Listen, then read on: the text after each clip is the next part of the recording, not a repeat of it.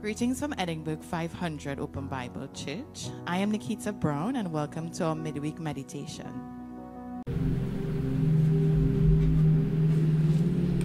Counterfeit.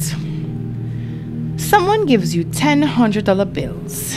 You have a few important errands to run, and to your dismay, at one location, you discover that the bills are completely fake. I imagine you'd be completely devastated, task incomplete, and no chance of a redress. The government of Trinidad and Tobago planned to introduce new $100 bills in December of 2024. Some say it's a waste of money, but I'm thinking they would use this as a strategy to limit the manufacturing and circulation of counterfeit bills. How is this connected, you might ask?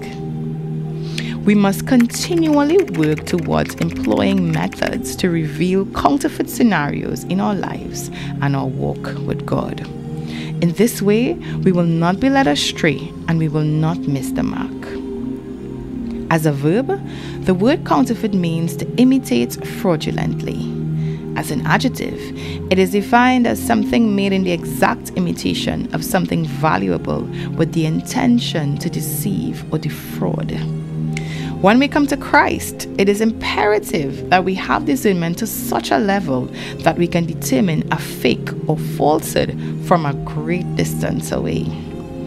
In Philippians 3:1-3, Paul contrasts true and counterfeit Christianity.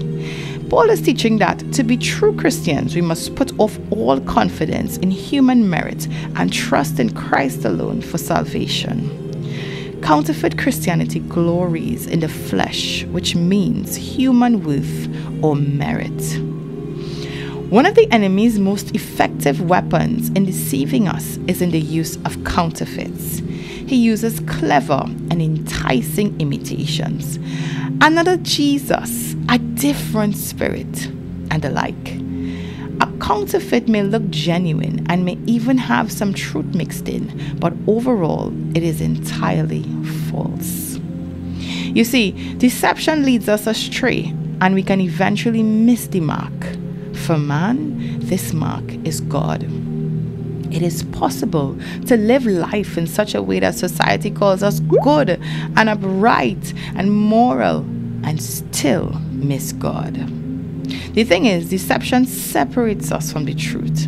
Separation from the truth moves us away from God, who is our life, and away from His loving and perfect design, along with His light, His protection, and His blessings. The reality is that counterfeits are extremely dangerous and deadly, and these are what the enemy of our souls heavily rely on. The art of exercising our will contrary to the will of God is called iniquity.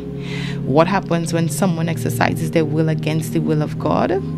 See what happened to Lucifer, he who was called light bearer. The moment sin was introduced to humankind, we began the process of missing the mark. And as I said before, this mark for man is God. Lucifer has his own gospel too. Of course, a counterfeit of the real thing. And we see his handiwork in so many facets. There are counterfeit gospels, counterfeit love, counterfeit truth and knowledge, counterfeit teachers, counterfeit meditation, counterfeit prayer, and well, you could have guessed this one too, counterfeit Christians. Be diligent to examine everything in your spiritual life that you consider to be authentic.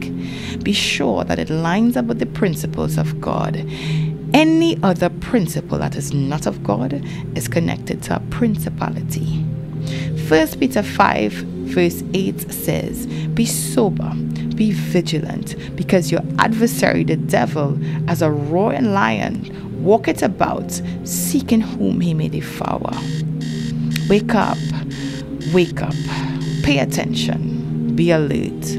Can you discern the difference between the authentic and the counterfeit? Thank you for watching. I hope today's message blessed you. Do have a great week ahead.